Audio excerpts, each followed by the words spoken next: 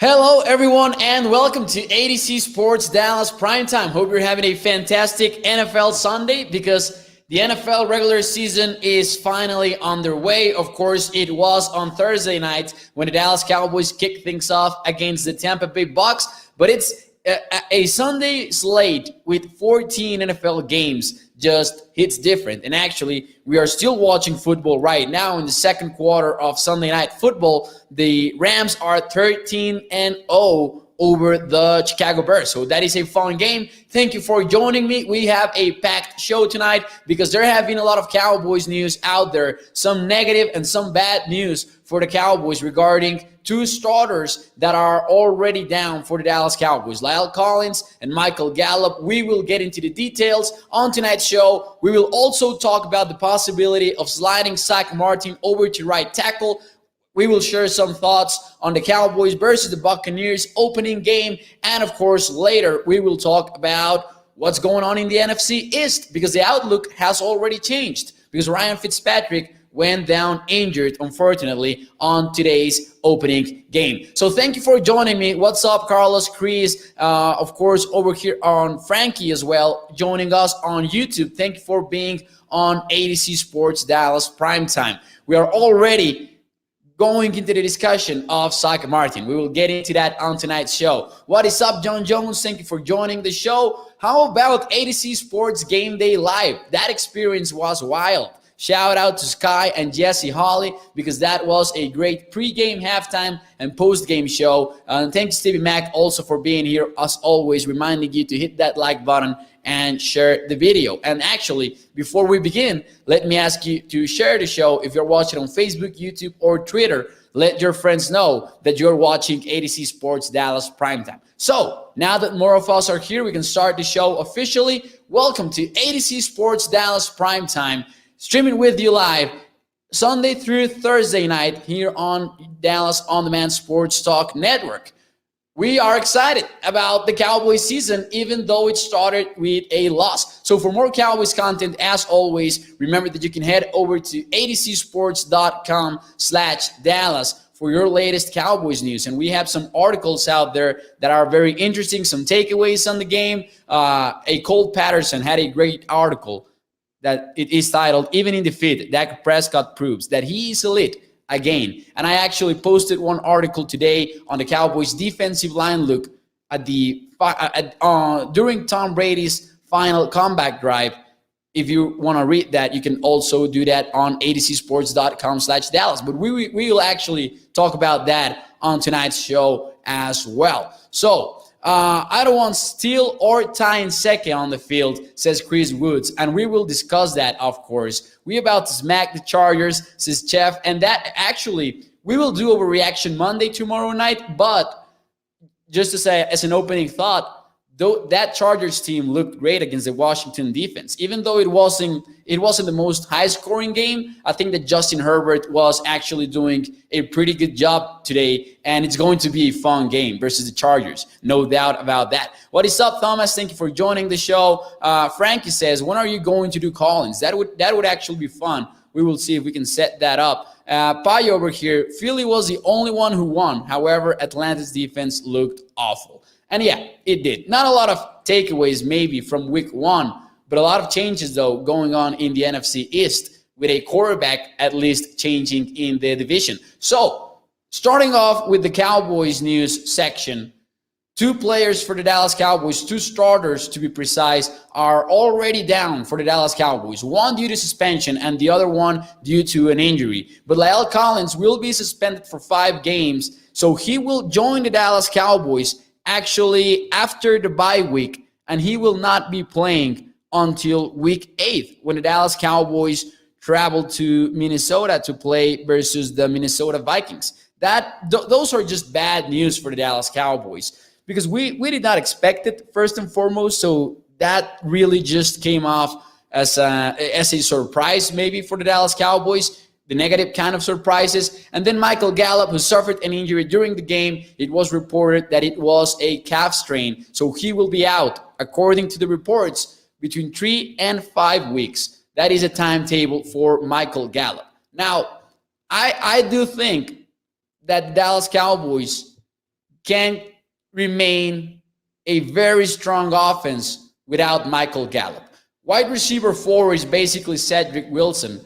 And remember that Noah Brown will likely be active by next week. He was not active for the Thursday night game versus the Tampa Bay Bucs, but that was maybe because he had not trained at all during September due to being in the COVID-19 list. Now that he's back in a rhythm in practice, when he gets back into a rhythm, and remember it's a long week for the Dallas Cowboys, I would expect number 85 to be active for game day. Not only because of what he brings to the table as an offensive player, but of course, Noah Brown is actually one of the main players in the Cowboys that contributes to special teams. So expect number 85 to be active for next week. However, I think that wide receiver 4 is Cedric Wilson.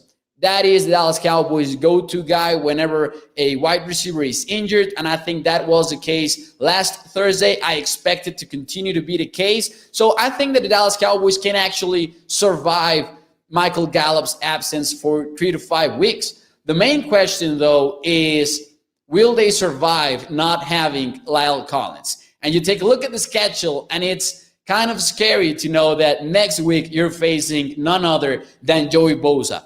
And if you watched today's game between the Chargers and Washington, we saw, we are having some trouble, some technical trouble with the background here on ADC Sports Dallas Primetime. Look at that. I'm sorry for the inconvenience. But yeah, all right. We handled it pretty professionally, I think. Anyways, we saw Joey Bosa go up against a rookie, and he was thriving on that game. Now, can't trust Steele at right tackle, says A. Lovell, and that will be the main question for the Dallas Cowboys when they decide next week who is going to start at right tackle. Because actually, the first question of the show is, do you agree or disagree? Oh, I made a mistake on that comment. I'm sorry.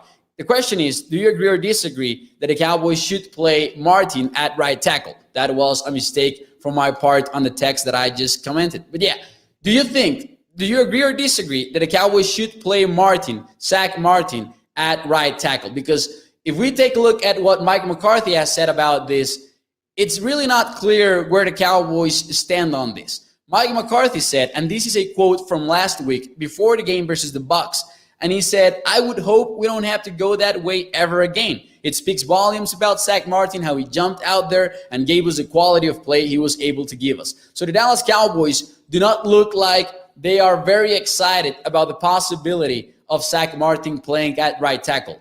But actually, Mike McCarthy said that the Cowboys have liked how Connor McGovern has looked. And he looked good, in my opinion, versus the Tampa Bay Bucs at right guard.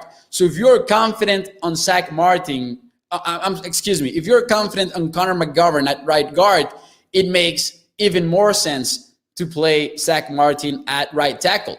And I see that most people will agree with this. Carlos says agree. Mackenzie says agree. Blue Silver agrees. Brian as well. Payo McCartney over at Facebook does as well. It says yes, play Martin at right tackle and McGovern at right guard. Here's why I might be on the disagree side of things. And I realize that this is not a popular opinion.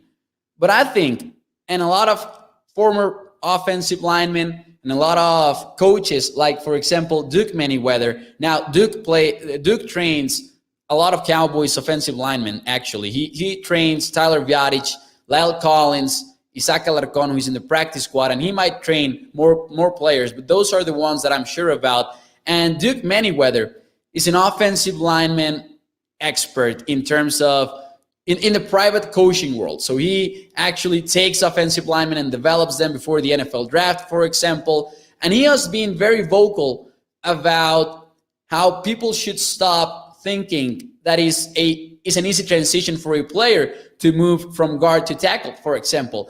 And really, the movement of a guard is very different to the movement of a tackle. And I think that there is a point to being worried about Zack Martin's maybe even health and performance if you just switch him from one position to another, from one week to another. I don't think it's the best of options, but if you are really scared about Tyne Sek and Terrence Steele at right tackle, then you're forced to think about this possibility. Now, someone else was actually playing the devil's advocate role on Twitter, and it was Joey Ikes. And he said, Zack Martin actually suffers from the possibility of an injury if he slides over to right tackle. And then again, he played very well in 2020 at right tackle. And one of the best offensive performances from the Dallas Cowboys came when they decided to put Zack Martin there. Now, it's not an easy decision to make, and I think that from what we've heard from the Cowboys front office and coaching staff and Mike McCarthy, I think that right now they're leaning towards not sliding Zack Martin over to right tackle. And I'm going to tell you that I really do not hate that idea. I really don't hate the idea of Zack Martin staying at right guard because of what it means for Zack Martin himself and his health, and what it means for the player that you have, that it's an absolute all-pro and maybe the best guard in the entire NFL. It's just a two-man debate, in my opinion, Quentin Nelson and Zack Martin. But I think that the Cowboys will remain. I think that the Cowboys will keep Zack Martin at right guard. Now, there's the other possibility that Francisco is bringing up in the chat. And this possibility is one that we have explored more than one time since Connor Williams joined the Dallas Cowboys. And he said, Connor used to play tackle at Texas, of course, but I don't know if he could hold the edge at an NFL level.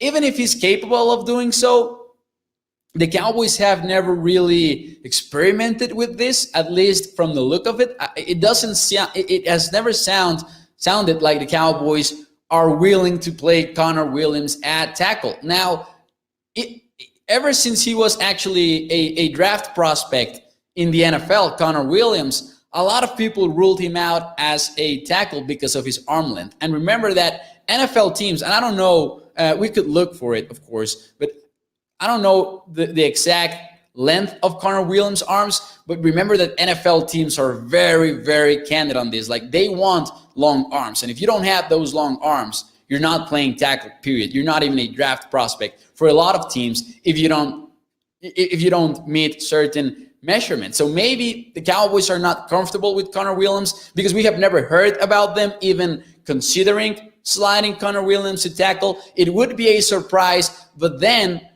Thompson says best five, right? You want your best five offensive linemen on your lineup. And if you want that, I can guarantee you that Terrence Steele or Tyne Second are not one of your best five. That is just a fact for the Dallas Cowboys. Devontae is speaking about Joey Bosa, of course. Listen, Joey Bosa is going to have a good game versus the Dallas Cowboys. I don't think it matters who plays at right tackle, because even if Zack Martin plays at right tackle, I think that Joey Bosa might beat him for some snaps, because Zack Martin might be a very good right tackle, but he's not that all-pro right guard like he is in his natural position. Blue Silver says Lyle Collins has a reason, might get overturned. Listen, it might. I'm not very optimistic about it because of the way the NFL handles things. And I don't know, man. I don't know about those appeals in the NFL. I never get my hopes up when an NFL player appeals his suspension, because rarely do they get overturned. Shout out to, well, it looks like Shannon Sharp. I don't think that's actually Shannon Sharp, though. Where's Sky at? No disrespect, though. Sky is going to be here every morning, and I'm going to be joining you every Sunday through Thursday at 8 p.m. Central Time here on Z Sports Dallas Primetime. All the teams that the Cowboys are going to play against will take notice about that, says Payo. They will look that Brown is not good, and they will attack like Tom Brady did. Speaking about Anthony Brown, who had a terrible game. Give Mitchell Schwartz a call, says Stevie Mack. I don't think, would Mitchell Schwartz be ready? Because we heard that Schwartz was going to take some time before being ready to play during the 2021 regular season. His injury happened late in the season. And I think that Schwartz is not ready to join an NFL team and play right away. I might be wrong, though. I might be wrong, but I think that that's why Schwartz is still not on an NFL team. He might be added or signed to a team at some point during the season, but I think it's early still for him. Maybe for the later part of the suspension, maybe. Martin might get beat sometime, but the others will get beat every snap, says McKenzie, and that is a good point. Listen, It's going to be a tough decision for the Dallas Cowboys. I would like to see Zack Martin at right tackle. I don't think they will do so. I don't think they will make that call, but I think that it might. If you want the best five to play, then you want Zack Martin at right tackle and you want Connor McGovern at right guard. I think that the Cowboys will not play games with the idea of Connor Williams at tackle. I would be shocked if they do so, even though it might be an interesting possibility. But we have never heard about Connor Williams actually practicing as a tackle with the Dallas Cowboys. I would not get my hopes up in that situation. So I think that with that said, we can get into the Tampa Bay game because we had not talked. I had not talked to you about the Cowboys versus the Buccaneers game that took place on Thursday. Now, John Jones has a question. Will Malik Hooker play against the Chargers? Big question and a very important one. Even more so because Darian Thompson actually suffered an injury. So Darian Thompson, who was a part of the Cowboys' active game day roster, will not be a possibility to play next week. So listen, here's the thing about Malik Hooker.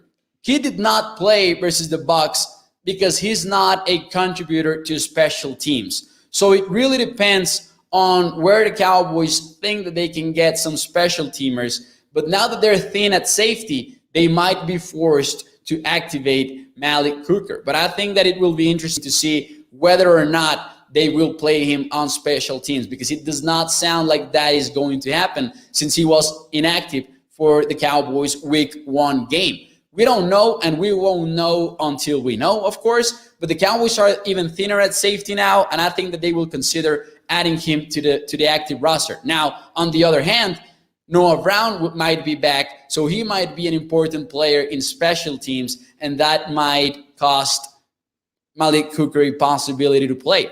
It looks like the Cowboys will be patient with Malik Hooker, though. And if I had to guess, and this is only a guess, I think that he does not play against the Chargers. We will see, though. Thank you, Chris, for your comment. And please go ahead, and everyone who's watching, please like the video and, of course, share it with your friends. If you're watching on Facebook, YouTube, or Twitter, go get Looney, says Texas Twister. How about that pre-game clip of Joe Looney, though? That was insanely fun. How do you feel about getting Grady Jarrett? This is obviously an overreaction to the Bucs loss, but I'd rather trade for him than C.J. Henderson, says Shannon Sharp. And it might be an overreaction, but it's also not an overreaction. I think that the Cowboys simply do not have any cornerbacks.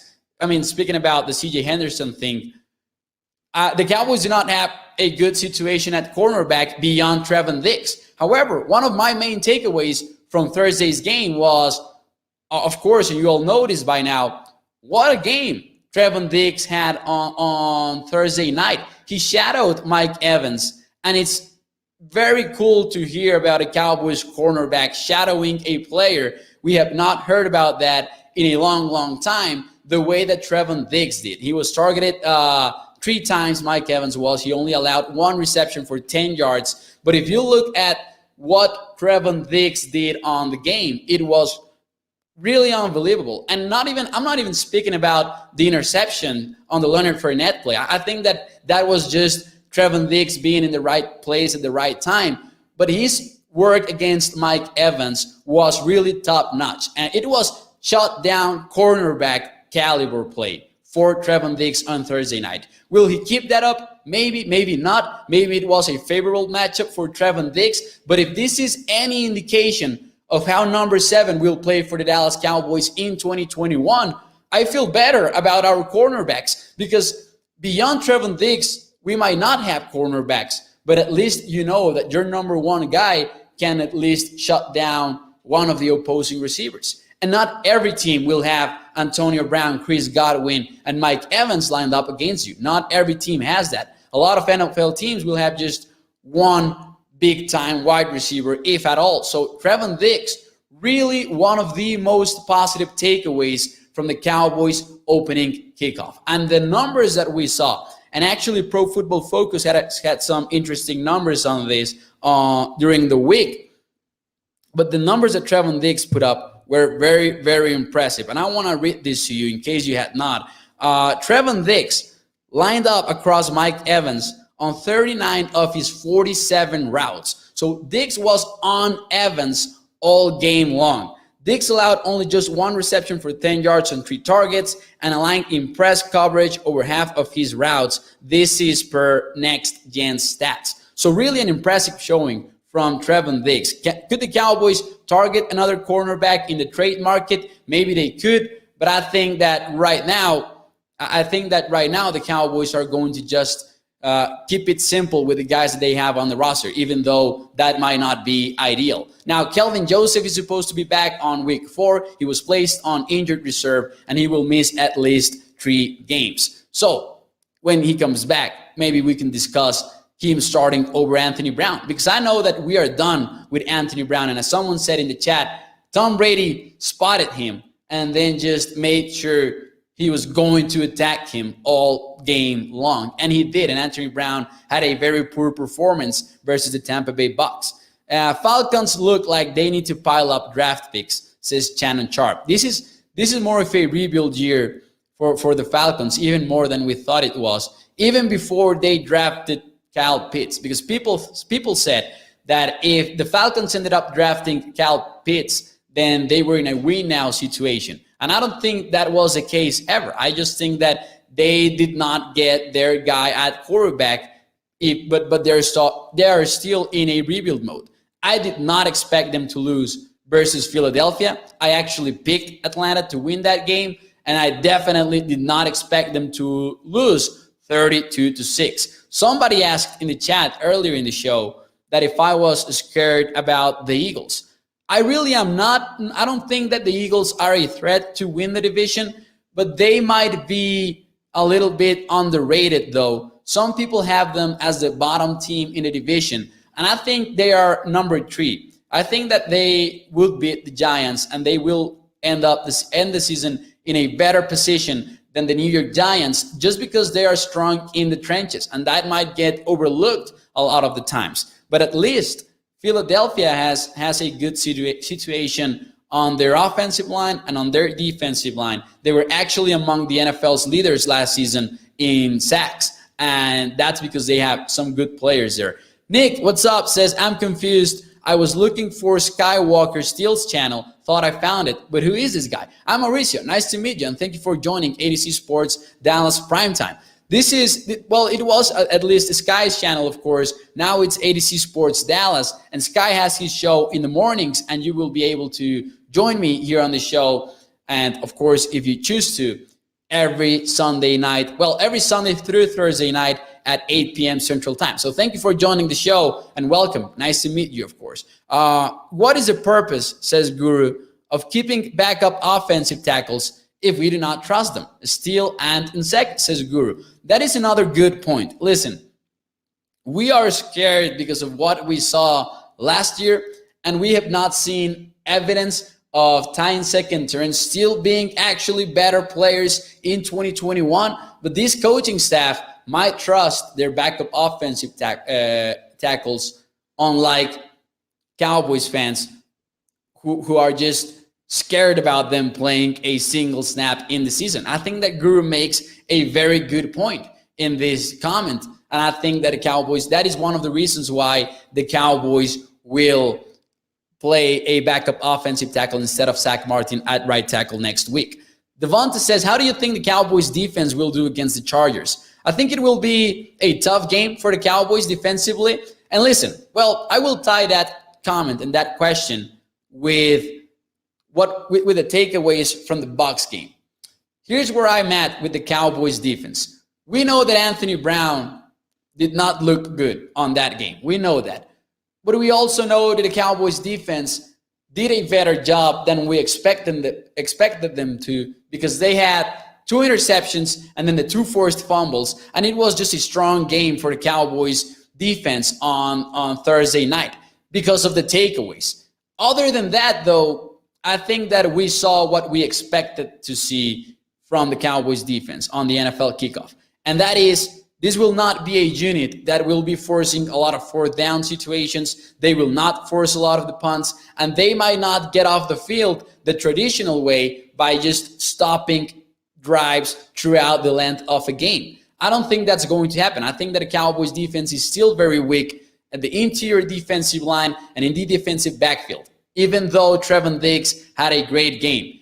But the Cowboys had these takeaways that were very important for the scoreboard once the game was over. But other than that, Tom Brady and the Tampa Bay Buccaneers passing game was actually very efficient versus the Dallas Cowboys defensive backfield. So I think that we can expect the Cowboys to continue to struggle on defense, even though they will not struggle as much as they did last year, which has been basically our idea of the Cowboys defense throughout the entire offseason. We know that this unit will improve compared to the 2020 unit, but we know that it will likely not be enough. And we know that the Cowboys offense will have to keep up with opposing teams in order to win games. So, for example, someone said, I think that the Chargers game will be tough, but I think we will win. Right now, I lean towards picking the Cowboys. Of course, it's a long wait before the game, and that might change. I lean towards the Cowboys winning versus the Chargers, but I think that we can expect the cornerbacks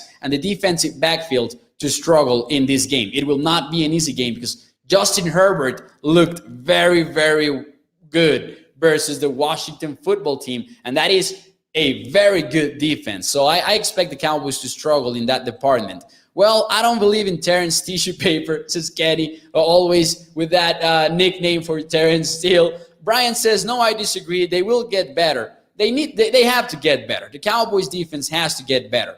I just don't expect them to look a lot better throughout the season. And I've said this all off season long. So this is not a new take from me, I know. But I think that we kind of confirmed that versus the Tampa Bay Bucs, even though they had the takeaways. And as long as they're getting takeaways, they will look way better, like it happened on Thursday night. Here's the thing, though.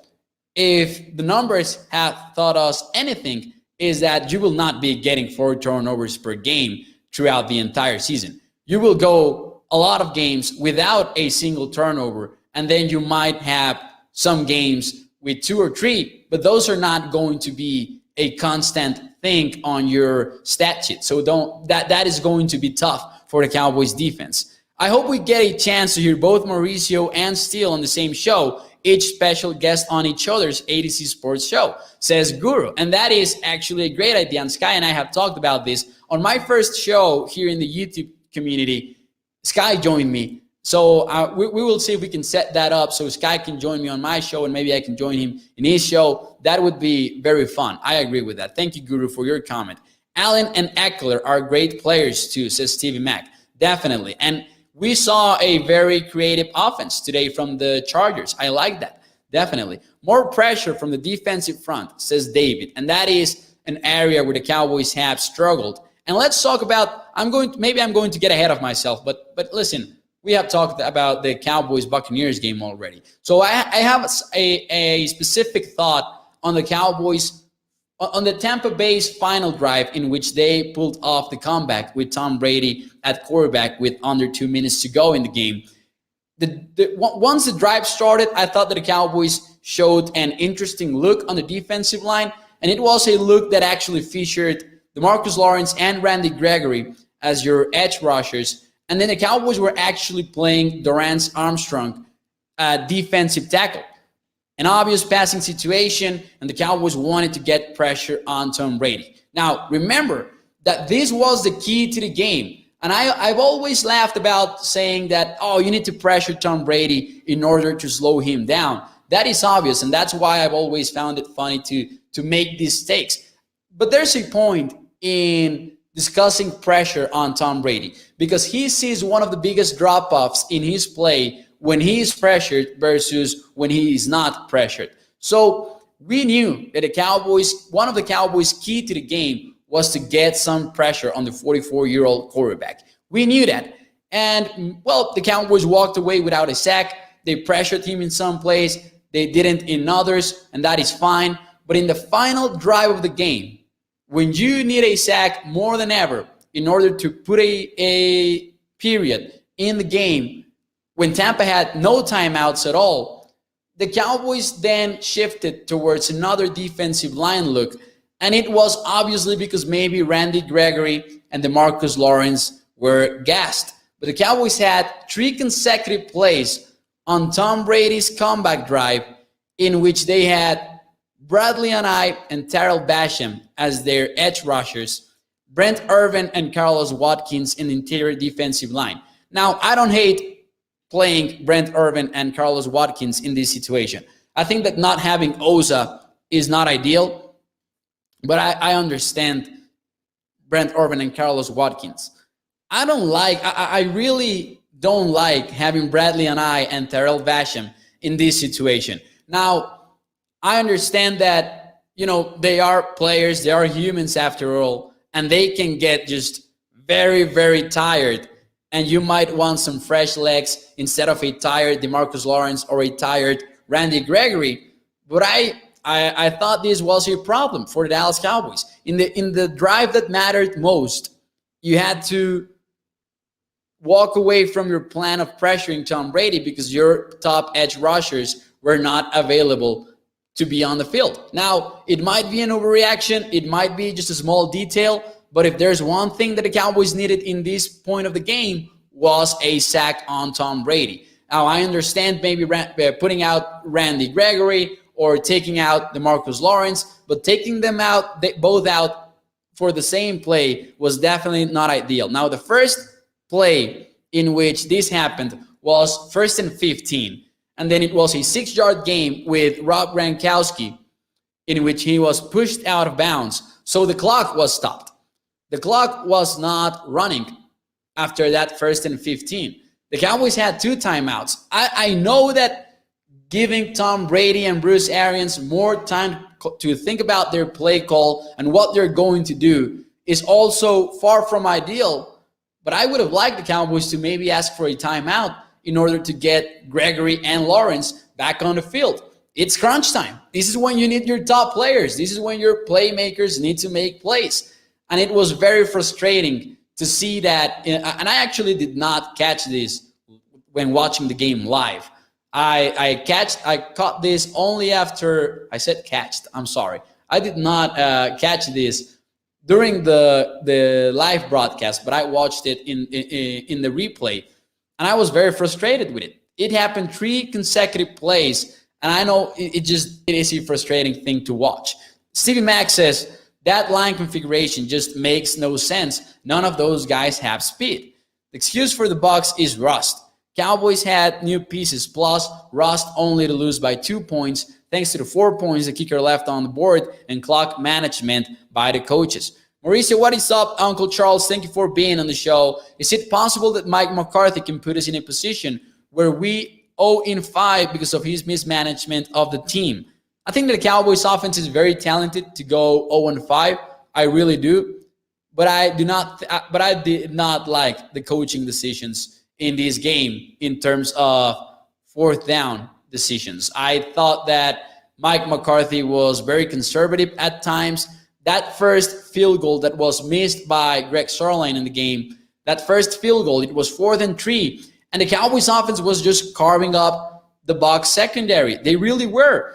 The Cowboys were just getting stopped because of their own mistakes a lot of the time. And I think that not going for it, for example, in 4th and 3 was a very frustrating situation as well for the Dallas Cowboys, because you were slowly but surely marching down the field into scoring range. And I did not like being that conservative to not go for it in 4th and 3. And there were other decisions that I did not like. Kicking a 60-yard field goal, for example, at the end of the first half was something that I did not enjoy at all, because you were giving Tom Brady an extra opportunity. And it's not like Tom Brady was not already doing a great job versus your defensive backfield. He was already showing up what he could do even at his age, right? So over here we had some interesting comments as well. Armstrong looked better than Randy, to be honest, says John and Sharp. Just got here. Any worthy updates on Collins, says Dallas Junk? Not really. We only know that, well, he's suspended for 5 games, and we are waiting to see if some surprising news can come our way, and maybe the appeal works for Lyle Collins. But I did say in the show that, that rarely happens. So I would not recommend getting your hopes up on Lyle Collins winning that appeal. I fear we will not get interior pass rush hit until Gallimore and Hill return. Osa, Watkins, and Irvin do not have that capability. And maybe Osa does from time to time, but, maybe not consistently as a rookie, which is fine because he's a third-round rookie, of course. Shannon says, I think Deshaun Wright should start this week because it's a match made in heaven for him. The Charger numbers, 2 wide receivers, is Tyrell Williams, and he's like 6'4", says Shannon. That would be interesting, and I would say that it's too early to throw Deshaun Wright into the Wolves, but hey, Anthony Brown looked so bad versus the Tampa Bay Bucs that if they want to throw Deshaun Wright in that spot, let him do it. For real, let him do it. And hey, that Shannon Sharp has I'm calling him Shannon Sharp, of course, because that's his YouTube account. I don't think that is actually Shannon Sharp, of course. Yeah, Tyrell Williams is, Deshaun Wright is 6'4", so that might be a favorable matchup for the rookie. And I think that, hope for the best and throw the rookie in there and just forget about Anthony Brown for a while. We were doing great that drive. It would have been a definite conversion, at least if not a touchdown, says Kenny Stanley. And it might have been. And I liked Kellen Moore's game plan, by the way. So I think that I was very confident at that point of the game in what the Cowboys were doing to the Tampa Bay's Bucs defense. And I hated the fact that they decided not to go for it in that situation. How about Dak Prescott, by the way? How about Dak Prescott? And this is the elephant in the room, but we have not discussed it yet.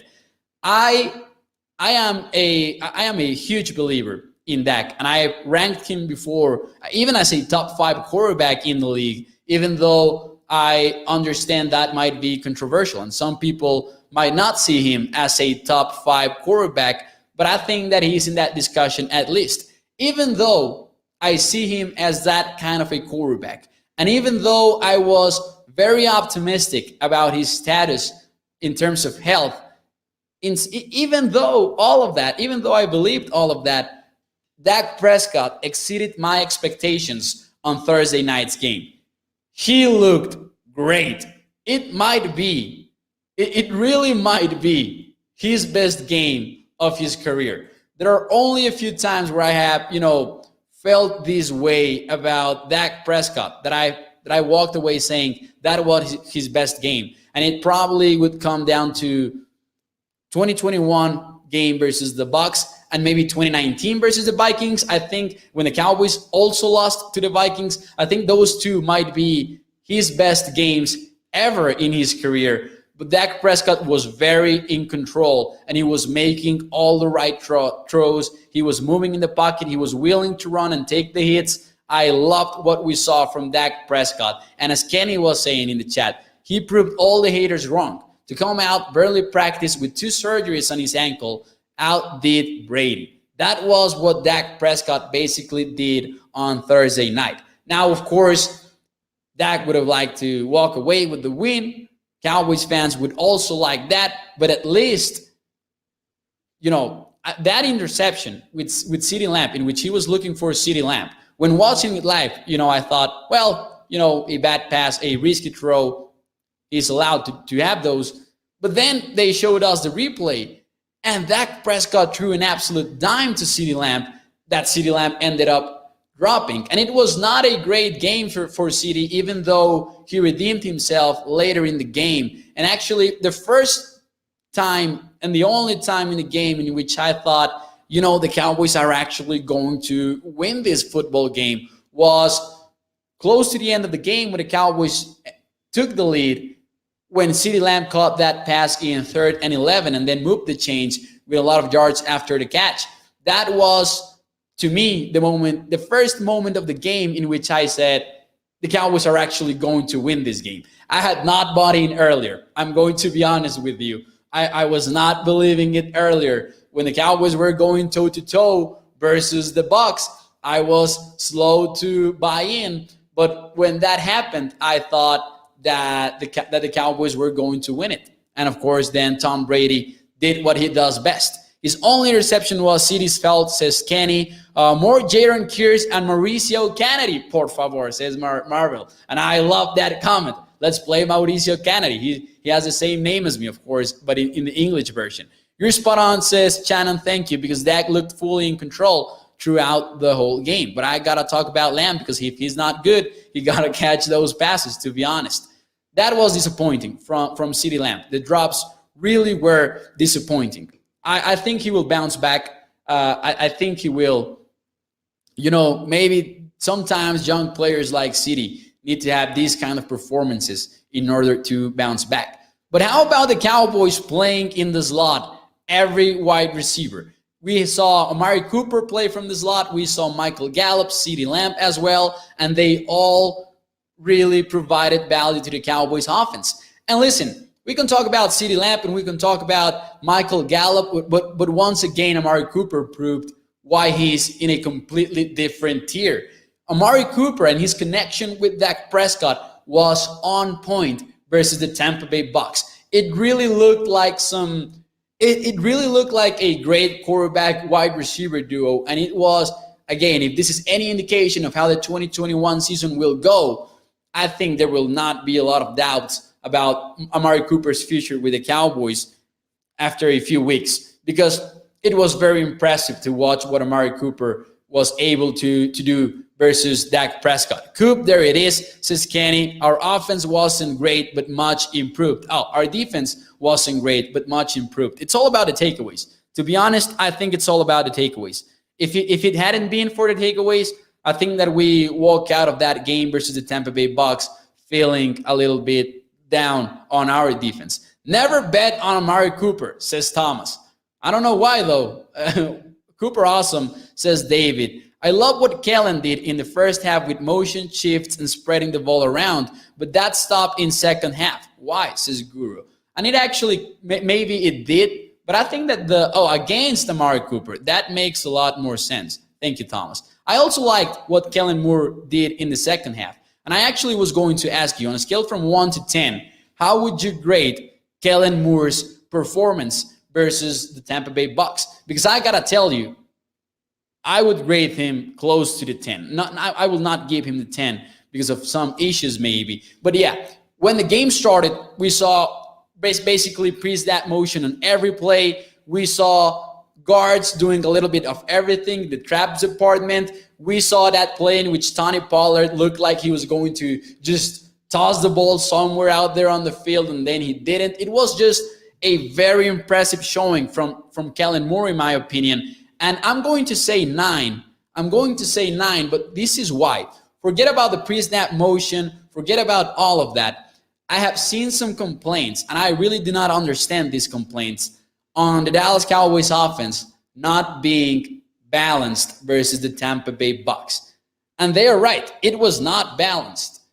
But the fact that it was an unbalanced offense is exactly what kept the Cowboys in this game versus the Tampa Bay Bucs. Because if they had been running the football against Tampa, they would not have gotten any good results. So I like that Kellen Moore actually put together a game plan that played the Cowboys' biggest strength versus maybe the only weakness in the Tampa Bay Bucs defense. I really enjoyed that from Kellen Moore on Thursday night.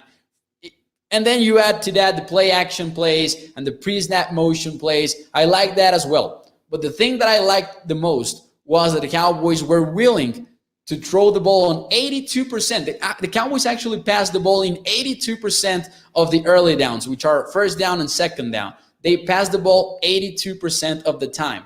And yeah, it was an unbalanced game. Who cares? Who cares if the offense is unbalanced if they're putting up a great show? And Dak Prescott, by the way, 58 pass attempts. If you had any doubt about Dak Prescott's health, I think it's gone now. I really think. Because the Dallas Cowboys, as a coaching staff, would not have installed this game plan if they were not fully confident on where Dak Prescott is at, physically speaking. If they had any concern at all about his shoulder, they would not have installed this game plan. Definitely, they would not have done so. The RPO was a run game, says Kenny Stanley. And Ezekiel Elliott had a very quiet game with 11 carries and 33 yards. But again, it was not his game to dominate. And the Cowboys knew that, and that was the game plan. And I actually like that a lot. So a lot of mixed answers for Kellen Moore's performance. Kenny says 8, David also with the 8, Joshua with the 9, Dallas 9. Marvel says, we need a deep threat at wide receiver now that Gallup is out. We have to take some deep shots down the field. And they might be able to do so with a lot of the receivers that they have. I think that, Amari Cooper can be a deep threat. CeeDee Lamb can also be a deep threat. But yeah, a specialist in that, maybe the Cowboys do not have that. Stevie Mack says 7.5. RB Nightmare says 8. I hate those wide receiver screens, though, says Kenny. And I'm not a fan either, but how about that CeeDee Lamb touchdown in which it was basically a wide receiver screen fake, and then Dak connected with him deep? That was a pretty great play. You know what that reminded me of? Terrence Williams scoring the touchdown on Tony Romo's last touchdown play. Honestly, I'm not sure. Uncle Charles says maybe talking about the next week's game. Chargers are a very good team and healthy, mainly worried about the receivers against our corners. And that is the right thing to be worried about, Stephen Mack. Zeke was used as an extra blocker. It was schemed, says Thomas. Oh, yeah, and as I was saying, that was the game plan. I'm not knocking on Ezekiel Elliott. I'm just saying that his numbers were what they were because that was the game plan, because the Cowboys decided to have an unbalanced offense, and that was the right call to make. Ezekiel Elliott did a very good job as a blocker, by the way, and he picking up the blitzes. He's one of the best running backs in the NFL when it comes to that. Specifically, he might be the best in that department. Kellen has the weapons to give you a different look. Wide receiver on screens, Zeke blocking and catching passes, Schultz in the slot. It's like a box of chocolates. You never know what you're going to get. Speaking of Dalton Schultz, I think that, I think that the Cowboys kind of told us that Dalton Schultz is going to be your starter. I'm not really sure about it yet, but Dalton Schultz at least was the official starter for Thursday night's game versus the Tampa Bay Bucs. Blake Jarwin had a very bad play, in my opinion. What was it? It was 3rd and goal for the Cowboys, and they were running some kind of a speed option versus the left side of the Bucs defense. And then Blake Jarwin misses his block entirely.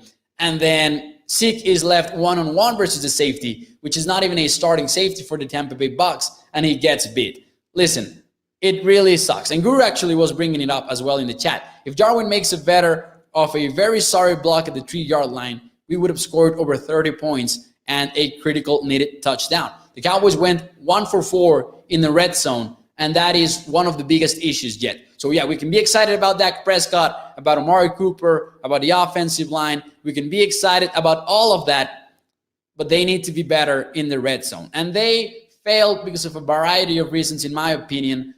Somewhere, some.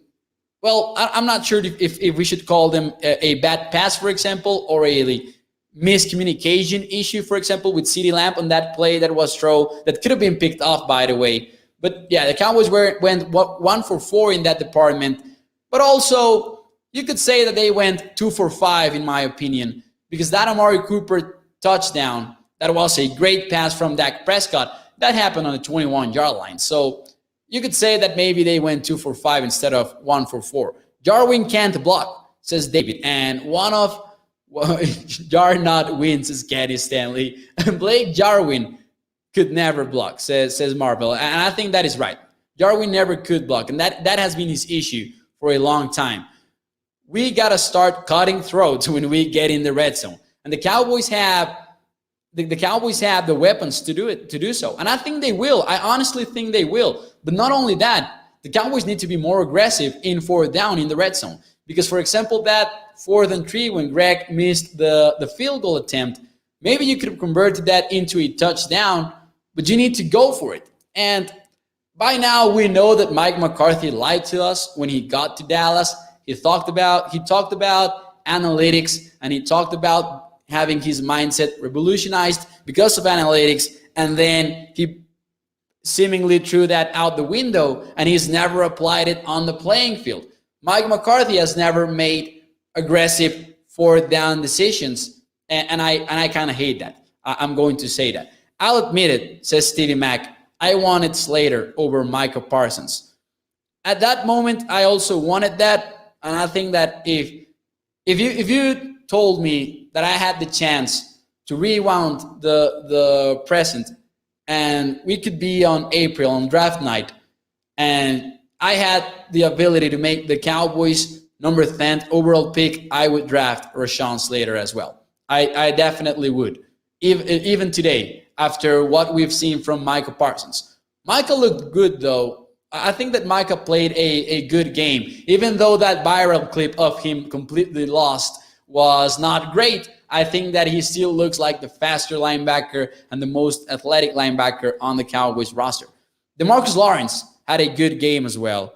Thank you. Even if Dak has to throw it 4 straight plays, we gotta go for it, says Shannon Sharp. Definitely. Congrats to Connor McGovern. He relieved concerns versus Bucs, Vita Vea, and Sue. Vita Vea, man. That play in which he just absolutely manhandled Connor Williams was just one of those moments in the NFL when even if you're rooting for one team and you say, well, like Connor Williams, that sucks, but you also, deep down at least, you say, Vita Vea, that was insane, right? Like that was very fun to watch, to be honest, even though it was not as fun on Thursday night.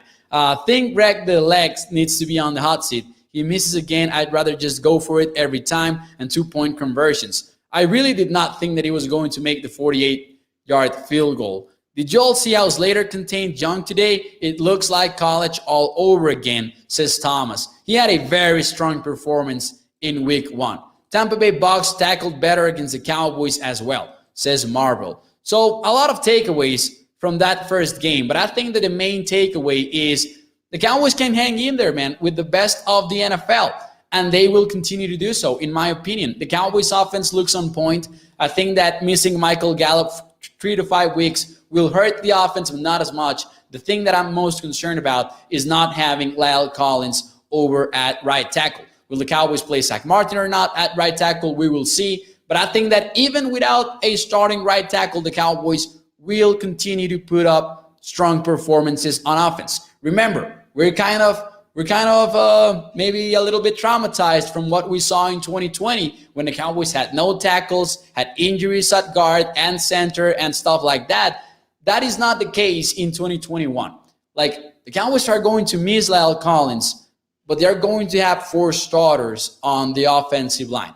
At least for now. I'm not trying to jinx them, of course. But at least for now, they're going to have 4 out of their 5 starting offensive linemen. This should not be the same scenario that the Cowboys had to go through last year. So maybe that should be, if you want to be optimistic, think about that. It's not going to be the same scenario as last year for the Dallas Cowboys. Let's just hope that Ty Nsekhe does not look terrible, or Terrence Steele, whoever ends up playing at right tackle. What's up, Mauricio? Says Dwayne, Cowboys Nation, let's go. We're still good. We have 16 games left, and we're still in a 3-way tie for second place in the NFC East. It is pretty early in the season. Now, before we go, actually, speaking about the division, Ryan Fitzpatrick suffered a hip injury, and we will know more about it tomorrow morning. However, for now, things look interesting in Washington because they are the Cowboys' top rival, in my opinion, in the division, even after the Eagles' big win today. But at the end of the day, Washington needs a quarterback. I don't think that Tyler Heinicke is going to take Washington to the division lead at any point of the season. So they might be looking to add a player. Maybe don't rule out, for example, Cam Newton at quarterback for Washington. And of course, it's not hard at all to make the connection between him and Ron Rivera, because there were a lot of people in social media suggesting that things did not end well between Rivera and Newton, and I don't think that is the case. I think that was not a McCarthy-Rodgers type of situation. That was different. So I think that Washington might think about bringing in Cam Newton if Fitzpatrick's injury is serious at all. Fitzpatrick's hip injury is serious according to Bleacher Report, and Rapchit actually said it is serious as well. He just said they don't know how serious. Like, is it a 5-week injury, an 8-week injury, or is it a season-ending injury for Ryan Fitzpatrick? Honestly, I hope not. You never want players in the NFL to get injured. I fear Tyler Heineke more than Fitzpatrick, says Shannon Sharp. I don't. I think I don't. I think that we know Fitzpatrick is an average quarterback, and we know he's likely to be an average quarterback most of the time. I think that Heineke can be below average a lot of the time. Newton is worse than Fitz, in my opinion, says Dallas Junk. He might. But right now the question is he worse than Ryan Fitzpatrick? I think there's not much of a difference there, though. Another great show. Thank you, David, for joining me here on ADC Sports Dallas Primetime. I will leave you be, by the way, so you can watch the end of the Sunday Night Football, because I've been watching it here with the corner of my eye. But, man, the Rams look good, huh? Matthew Stafford looks good with the Rams so far. Listen, we will do Overreaction Monday tomorrow night, but the NFC is wide open. That is one of my biggest takeaways from week 1. You never want to overreact to things, but we saw what the Cowboys were able to do versus the Bucs.